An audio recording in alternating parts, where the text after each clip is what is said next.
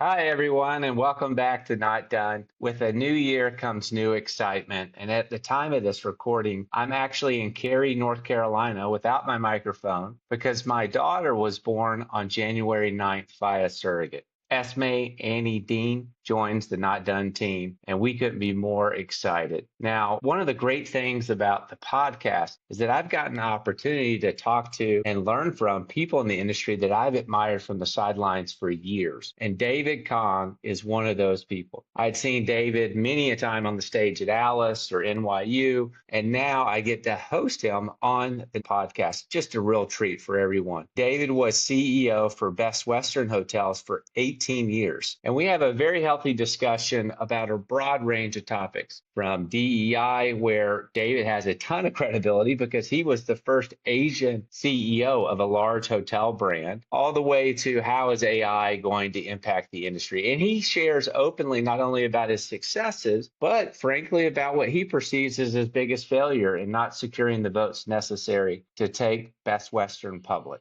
So enjoy this episode. It is a masterclass from a legend in hospitality. And with that, on with the show.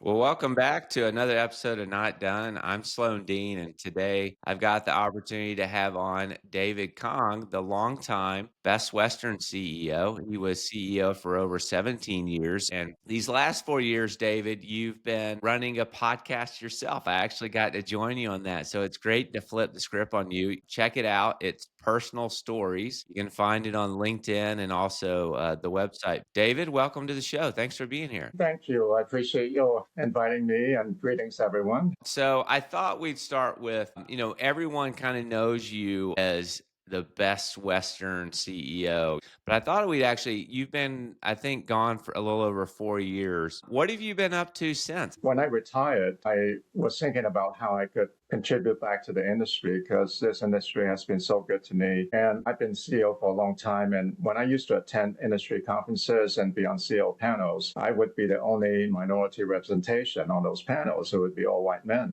I want to be quick to point out nothing against white men. All those other CEOs, including you, are good friends and people that I admire tremendously. They earned the right to be on that stage. At the same time, you got to wonder why aren't there more diverse representation on those panels? So I thought maybe the way that I could get back to the industry is to call out this particular challenge and ask for other people to help. And the way that people can help is to share their stories, how they got to where they are today and the challenges that they went through and how they overcome them, and also talk about different issues that they might have been successful in prevailing. And I thought those stories would resonate and provide inspiration for many that are struggling to get ahead. So I launched Personal Stories. It's a podcast, only podcast that I know of that's dedicated to featuring the personal stories of the successful leaders that we all know. And the idea is to use their stories to empower ourselves so we can get ahead also. You were really the first Asian American CEO of a large major hotel company. What was that like? And then two, you're right. I mean, if you look at the stage, I mean, you and I will be back at Alice here in another month or so, and it is a lot of white males. Why do you think that is? There was a famous saying that I heard, which is talent is distributed equally, but opportunities are not. And that is absolutely true. I've talked to a lot of successful leaders on our podcast, and they've shared that there's a built-in unconscious bias. People just don't realize what they are doing, and they don't realize they're not really giving the opportunities equally. So I'm very happy and heartened to hear from all the major CEOs are actually focusing on correcting that, providing more development opportunities. We have a very diverse industry. We have all kinds of clients that walk through our doors, and we have a very diverse base of employment. And it's a matter of providing them opportunities to grow and to develop into successful leaders. As for me, my personal journey, it was difficult because people talk about the glass ceiling. It was definitely there for a very long time. And especially me as an immigrant with my upbringing, it's the typical Asian upbringing, keep a head down, work hard, mind your own business, don't be too outspoken and keep to yourself. I mean, that type of personality, it doesn't fit the mold at that time of what people expected from a big hotel CEO. And consequently, I always hit the ceiling for a long time until I got to Best Western and I got to put my talent to work and prove myself. When you're talking about, the CEO landscape still in America being dominated by white males, and obviously I'm a white male, I read The Culture Map, which is a book about managing a global business. It's by Aaron Meyer. It was actually recommended to me by a friend of mine who's French, and he talked about how different French and German and Americans are. And I think there is a cultural bias. People in Asia communicate differently. You and I were just talking about my visit to Taiwan. Well, business is done very differently there than in America. And I think there is some cultural differences amongst people that is nuanced that doesn't get talked about in business. So that's one.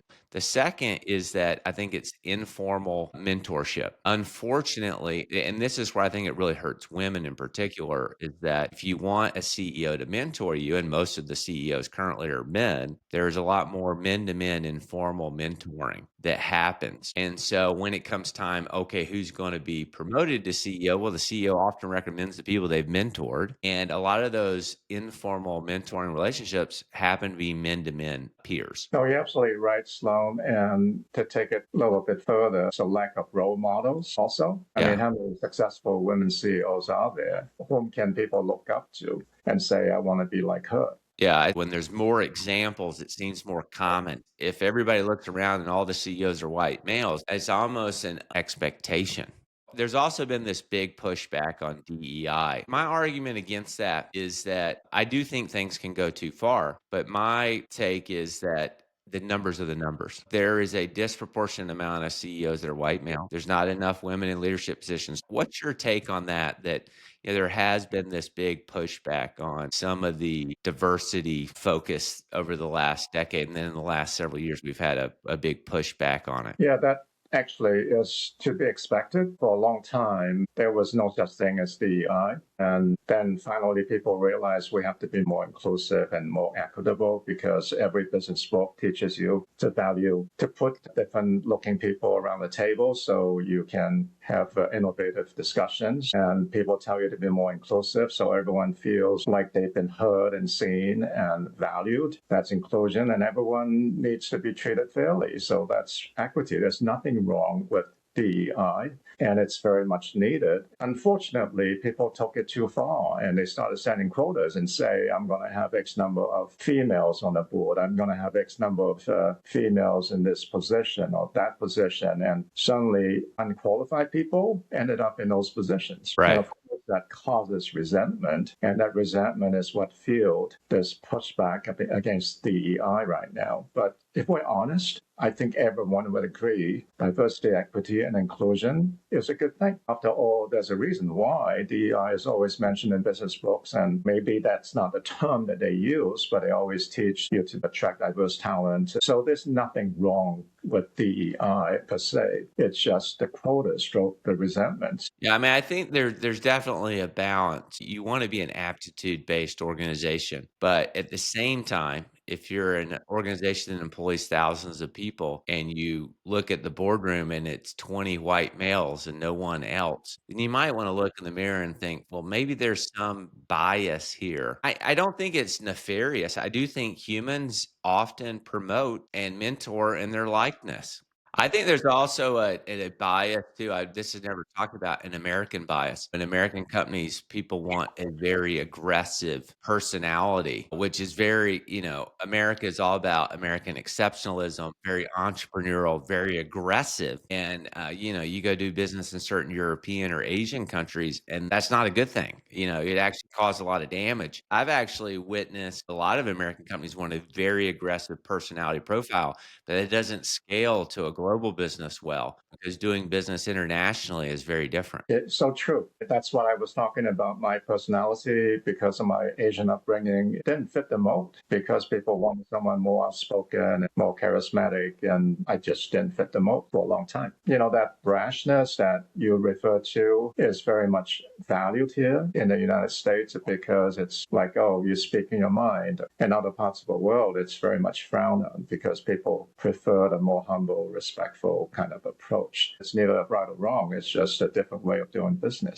I want to pivot a bit. You were one of the longest tenured CEOs in the industry, often praised for your stability. How did you balance that with not becoming complacent? Because I think so often that's where businesses start to struggle is, complacency sets in and you're not innovating. How did you guard against that being in the role for so long? We had a lot to do at Best Western. Some people ask me, you came from Hyatt, you came from five-star resorts. How did you end up at Best Western? I was consulting with KPMG and I did an engagement with Best Western. I thought, what a golden opportunity to turn this company around. Because for a long time, like you said, it became complacent and it developed hubris. We are the biggest hotel chain at that time. They were one single brand, 4,000 some hotels. I just saw that it had such potential upside. So I joined Best Western to, I say, pick up the sleeping giant. If you look back over the 18 years that I was CEO, I did something new almost every year.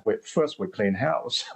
We separated from over 1,000 hotels. We put a lot of other brands in business. Was that quality driven that they just Yeah, weren't up it was quality?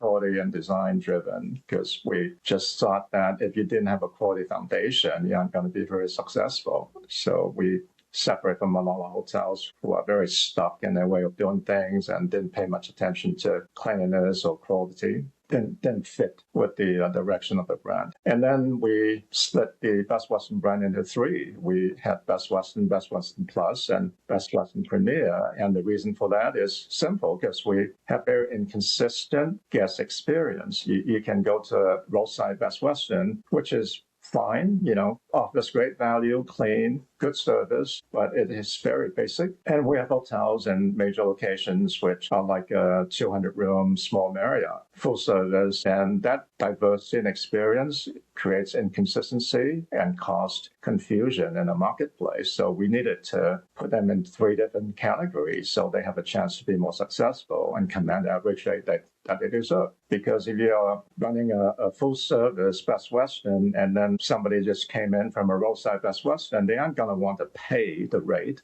that you wanted. It's not fair to them either. So we wanted to create three brands to allow people to know what to expect and allow our hotel owners to be able to charge the average rate and enjoy the reputation that they deserve. So we went to three, and then we started introducing boutique lifestyle brands and started introducing new construction brands and then conversion brands. And then we went into extended stay, and then we went into economy segment, which was never done before. And then we even acquired World Hotels, which allowed us entree into the upscale and luxury segments. So if you look back, every year we did something. And I think that constant transformation is really important. I believe as an individual or as a company, you have to continuously reinvent yourself to stay relevant and to differentiate yourself to be successful. If you don't do that, it's like what you said, you become complacent. I completely agree. I had this debate about brands. I'm going to pivot a little bit on you with Tony Capuano, who I know you've had on your show at Marriott, and then also Chris Silcock at Hilton. There's so many hotel brands. What's your take on brands and the current state of hotel loyalty? Because it does seem like, maybe this is me placing judgment, that there are a lot. If you ask me, are there too many brands in the industry? I would say yes. But I would also say it's for good reason. I'll pose a question to you. Do you know how many brands of Tide detergent there are? I would have guessed 3, but now that you're asking me, there obviously is quite a few. But I have no idea. No.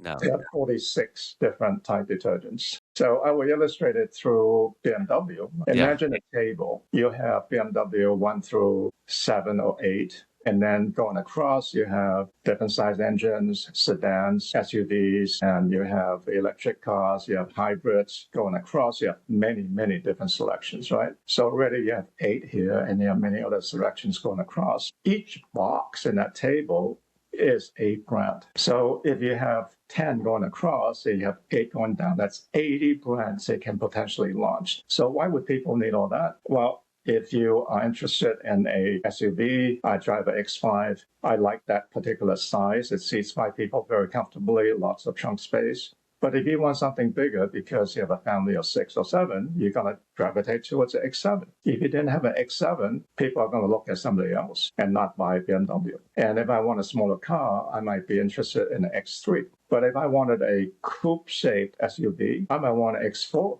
or X6. So you see, through the different brands, BMW basically gave people everything they could possibly ask for. I give you all those options, so you won't go to someone else. So if you look at hotel brands, it very much developed the same way. And for Best Western, we don't necessarily want to introduce brands because we want to sell another license. We introduce brands because our developers drove that demand. And our developers wanted to build a more upscale lifestyle hotel, or they want to convert an existing hotel to be an extended economy brand. Well, we have that too. So we have to introduce brands to meet the demands of both the customers and the developers. Yeah, I think your thoughts are really well founded. I'll steal a line from Chris Silcock at Hilton, who's over their global brands, where he said, "Hey, it's a self-correcting system that if at some point a brand does not add value, the consumer won't stay there, the hotels won't perform, and then developers won't build them, and owners won't sign franchise agreements. We're in a capitalistic society. At some point, if the brands don't translate to consumer value, developers won't build them anymore. And those brands will struggle or go away. So there is some self-correction. And, we live in a consumer choice world where everybody wants it customized and unique. That is true. And to Chris's point, I think he's correct to a large extent. But the powerful loyalty programs of Marriott and Hilton, that's going to mask his point, because people gravitate towards Hilton brand because of the loyalty program, not necessarily because of the experience. I'm going to go stay at one of the hotels regardless. He's true to a large extent. It's a self-fulfilling prophecy also. You develop the circular loop where you can feed business to yourself. I think that speaks to the need for big brands and big loyalty programs. Well, and I think you also see like Marriott as an example getting into adjacency. They launched Ritz-Carlton yachts. They now have the outdoor brand because that really is continuing to build fencing around the loyalty program. Now you can redeem your Bonvoy points for Taylor Swift concert tickets and things like that. I think we're going to see a lot more adjacency with the loyalty programs as people realize that it's not just hotel stays that people care about. I have to ask you, if you were still at Best Western today, is there anything that you would do differently? I think time often gives us the ability to reflect back. And I'm always curious to ask somebody after you've been out of the seat for a while, what would you do differently? Sloan, the one big failure I had at Best Western was at one point I wanted to issue shares to all the hotel owners and then reserve some to work with private equity firms and eventually take the company public. I failed at that because our hotel owners voted against it, not by much, but by 5% margin. And I always thought, if you say to hotel owners today, just you as a hotel owner, I came to you and said, you've been with Best Western for 30-some years. One day you decide to retire and your son doesn't want your business. What do you end up with after all these years with Best Western? All the royalty fees you paid over the years have nothing to show for it, except good memories. But if you own shares in Best Western, those shares are immediately worth a lot of money when you get them. And that money will only grow over time because those shares are going to appreciate in value. Is there a reason not to vote for that? I think you would say, okay, what's the downside? Yeah. Well, the downside is eventually you become a public company and you don't have the same kind of influence in the company as a membership association. And I would ask you then what's wrong with that? Don't you want the company to be competing professionally against other brands? And you would say, okay, what's the upside for me? Well, I say the upside for you is if I work with private equity firms, they give me funding to build out our new brands. We begin to further enhance the image of Best Western. And that creates a halo effect. That creates a bigger loyalty program. That creates more business through the reservation system for you. That gives us more ability to invest in our technology infrastructure and sales and marketing and all areas of support for you. So you're going to ask yourself, why not? Right? And yet I failed at winning a majority vote. That's a really interesting point. Most every hotel chain is publicly traded. Best Western is, at least at a scale level, the only large member-owned model, which is a key differentiator, in how they're set up. Did you ever think about going back and trying again? No, I only have one shot. And if I can make it happen, I'm not going to try again. So that happened a few years before I retired. There was COVID in between. But if you think about the impact of Best Western at this point, that doesn't have the resources to build up the new brands like some of the other folks do. Right. And, if you think about Whispering Suites, somebody invests a lot of money to build up 200 hotels to create that brand, and therefore that brand is worth a lot of money. And there's only upside to that. And the downside for Best Western for not doing that is now you're stuck in a membership model. And now Hilton, Marriott, and all these companies are introducing conversion opportunities in the mid-scale segment. For a long time, they never dabbled in the mid-scale segment. Right. Now they have all introduced conversion brands in the mid-scale segment. And that's a huge threat to somebody like Best Western, because if I have a conversion, I can brand it with Hilton. Why would I choose Best Western? So I think there's a danger to the path that Best Western is on at present. I think that's very fair because let's take Hilton and Marriott as easy examples. They have huge balance sheets. And they can leverage that, whether it's key money or, in the case, let's use Marriott, for example, the W brand was waning. They went and bought the W Times Square, dumped a ton of money into it, reinvigorated it, use it as the icon to reestablish. We're talking hundreds of millions of dollars of investment. You wouldn't be able to do that unless you had access to public capital, which they do. Now, they've not fully fixed the W brand that's waned since the Starwood days because there's a deferred renovation problem in that brand, but they've kickstarted it. And using that as an example, Best Western probably could not do that, right? They don't have the balance sheet because they're not publicly traded. I had this debate with another guest too, that I do think also we're in this world where AI is having influence and changing the landscape. And I see it driving more brand consolidation to the extent that it's not prevented. I think there's enough consumer choice that you can have more consolidation and you don't have regulators stepping in and saying no to deals. I just get a sense that we're going to see more hotel M&A over the next 5 years because you have Marriott and Hilton way out front if you look at their net unit growth. And everybody else is in the rears. And I think that tends to lead to consolidation, not to mention as companies start to maybe struggle, M&A is an opportunity to maybe differentiate. I agree with your observation because the fact of the matter is scale is so important. If you don't have scale, you can't afford the kind of investment in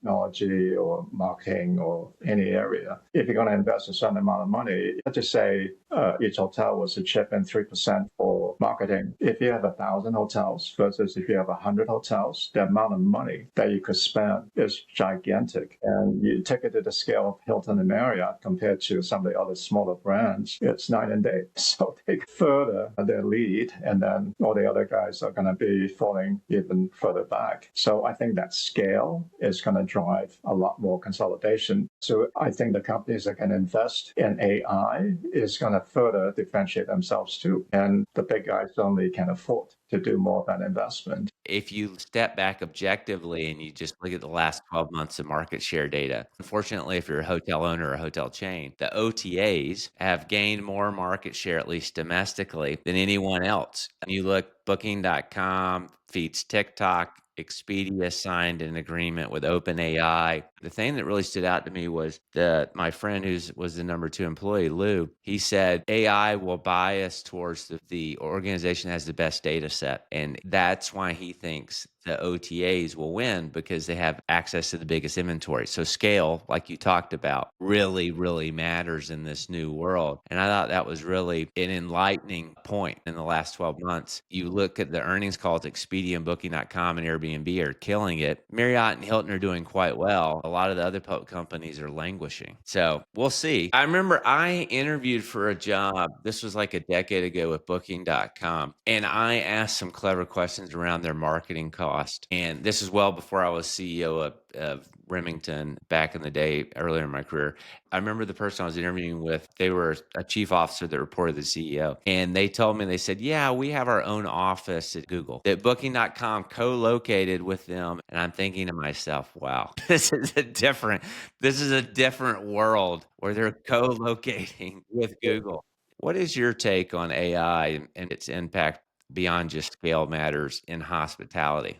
It was 2020. I was at the NYU CEO panel. That was my last CEO panel. We were all asked the question, what are you doing that's interesting in your brand? Something like that. And I said that we're working with AWS to use machine learning to develop next generation of revenue management. And everybody looked at me funny, like, what the hell are you talking about? But I think you talk about a data set, reservation data is so rich because of our guest history and multi-program database. We have a tremendous data set, the booking window and everything. And the traditional way of thinking about revenue management, I know you used to be a revenue manager. You used to be very... It was very different when I was a revenue. Yeah, that's a long time ago. If you think about the traditional revenue management model, which is the time series model, 3 years ago, you used to have this kind of a pickup on this particular day of the week or so forth. That's just out the window since COVID because that booking window pattern has changed so dramatically. It's hard for the traditional revenue management system to keep up with the changes. So you need something like AI or machine learning to actually interpret the data and give you the most optimal decision. And so to me, that is something that's ripe for AI. It doesn't affect anything. It just makes your job so much more effective as a revenue manager. And you take that a step further, what else can you use AI for? It's limitless. I used to be in database marketing, and we used to spend days analyzing the data and pulling sets of data out for mailing. My God, like the AI is going to do that. And when I became CEO, I said to the strategic planning team, I want to make data available to every department on demand. So they came up with ideas of Cognos data cubes and this and that, and it was very hard to use. Nobody's going to go figure out the technical details to run those data models and to run a report. Now with AI, the dealers have access to the database. It can write a query. It can generate any report you want, and they can tweak it any way you want it. It empowers the rest of the organization to be able to make better decisions because of AI. Any area you look, you can use AI. I mean, I know some jobs are probably going to be impacted, but some jobs are going to be tremendously enhanced. Yeah, no, I agree. I had an AI expert on, the CEO of Mindstone, Joshua, and he actually is Hyatt's AI external advisor, and he has a 4-year-old son. And I asked him, I said, thinking about your son, how are you going to advise him on what he should do as he gets older? And he said, looked at me just stone cold and said, I don't think it's going to matter. I don't think he's going to work. And I believe him. I mean, to some extent, he was just very matter of fact, but it definitely makes you think. I remember when I was running Remington, we laid so many things at the feet of the general manager that frankly, they weren't in the lobby. They weren't greeting guests because they were doing P&L reviews in the back of office. So my hope is that technology frees up the humans in the hotel to be more host again. I think some of that has been lost with the demands that we've put on people that are on-prem. And I'm sure the GM's listening in that 70% plus of the time the general manager should be spent with the guests or people, not in their office. That's music to my ears. When I was asked to speak to the general manager, when they come in for orientation and training, I usually ask them to write a job description for the front desk clerk. What would that be? And almost invariably, they put down check people out, process credit card.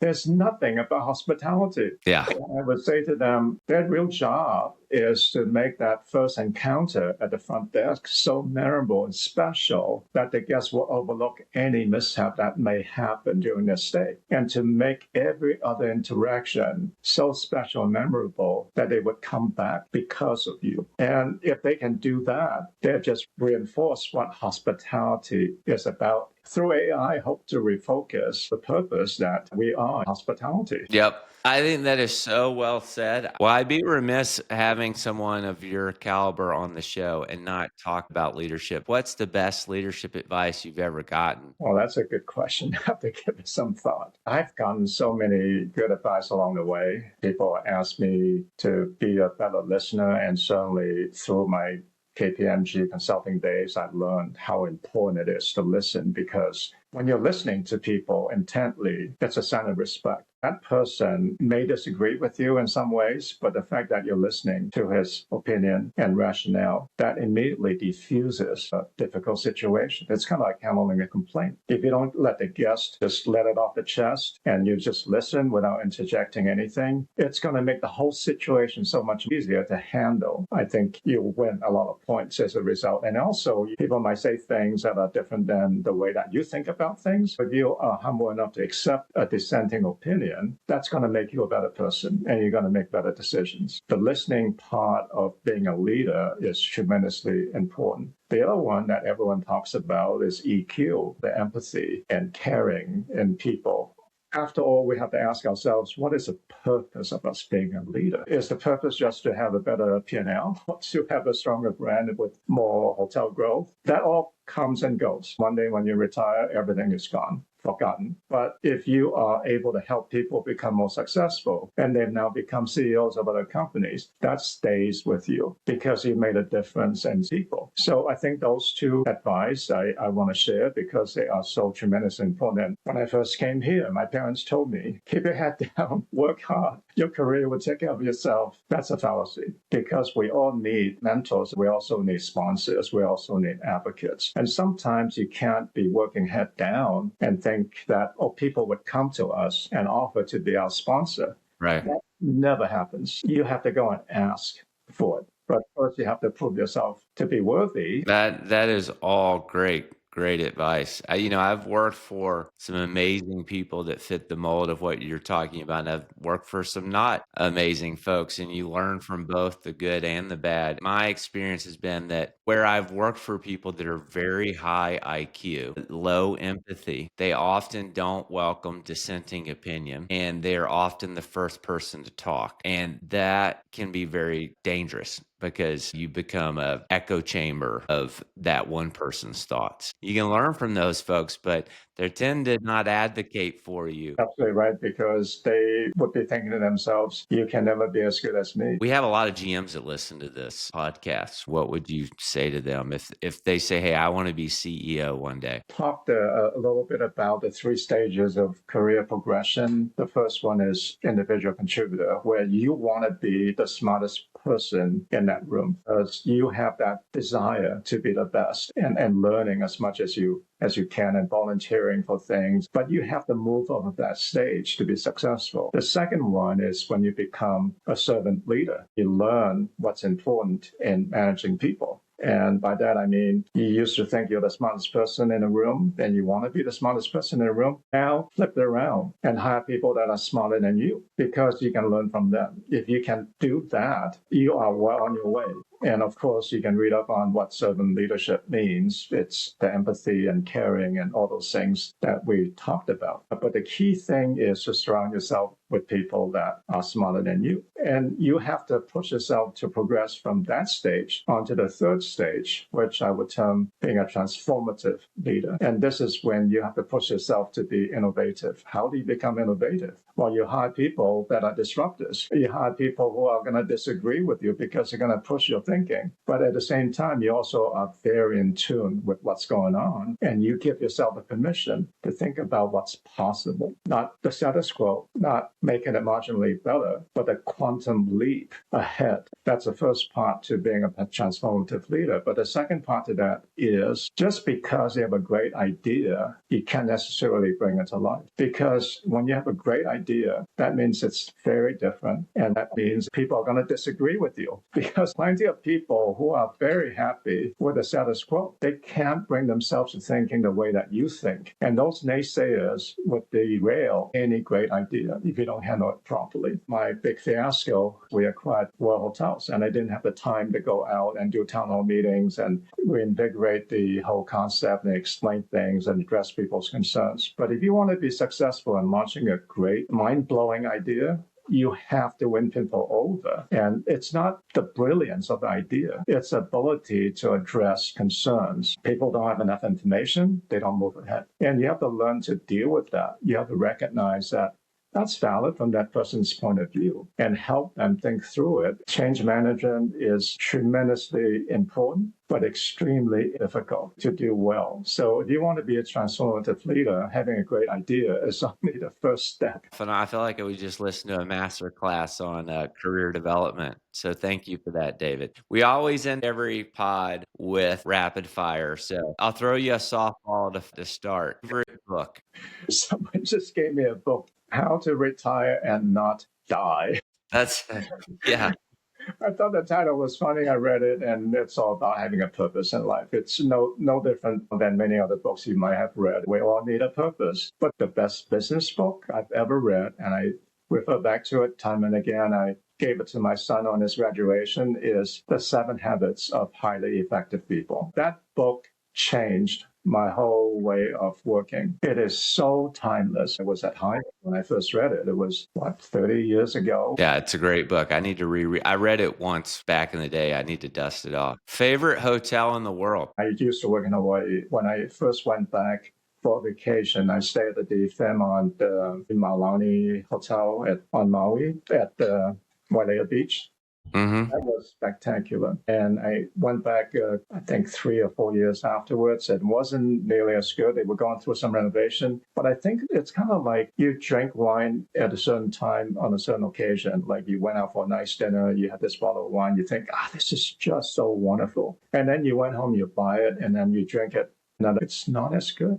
And I think a lot of it is because of whom you're with and whatever the situation is at that particular time that creates that memory for you. And that's what I was saying about if the front desk clerk can make that first impression so special and memorable, you form that emotional connection and people remember that. That's what I mean. At that one point in time, because of your friends or conversation, created that impression on you and think, that's really special. And sometimes when you go back, it's not the same anymore. So I think maybe there's some truth to that. What is one business leader that you've admired over your career? I think Arne Sorensen, no doubt. Yeah. I mean, we all know Arne, what a great person he was. I'll share a couple stories about him. First time I met him, he was executive VP at Marriott. This was probably 28 years ago. We were in New York at a conference. We disagreed on stage. He talked about how when he goes to the hotel, he wants to get his room key and go to the room. So the front desk experience to him is not important. It's all about efficiency. And I disagree. And I talked about the opportunity to create a lasting impression. So anyway, we came out and he was so gracious. He had a car picking him up. He immediately offered me a ride to where I wanted to go. So I thought that was very nice of him. We had a chance to go to the White House 2020 March before the pandemic was announced and there was complete shutdown, we went to ask President Trump for help for the industry. And everybody is talking about different things, like I was talking about helping the hotel owners with their loans, but he talked about people. He said we have to find a way to increase the unemployment benefits because we're going to put a lot of people on the street because just about every major hotel shut down their operation. He talked about taking care of people and how they're going to lose their insurance. So he's all about people, empathy. And to me, that is phenomenal. And I just admire him for that. And then I don't know whether you've seen his video when shutdown happened and he released a video. He was suffering from stage 4 cancer, and yet he mustered up the courage to do that video for his team. And it was just so moving. His compassion for people just flowed out. I was so moved by that. And seldom have I heard a leader speak like that. I had the opportunity 4 or 5 times to interact with Arnie, and I can't think of another CEO that I've interacted with that I didn't work for that made such an impact. He just had this way about him, like you said, the humility, great listener, the compassion. Well, David, thank you so much. I could talk to you all day. Let you close us out with, David, what are you not done with? My goodness. What am I not done with? I think I'm not done with giving back and expressing gratitude. I had a great run and I owe so much to this industry and all the people that are in this industry. I have a lot more to give. Well, we'll leave it there. Thank you for being here today. I enjoyed the conversation very much.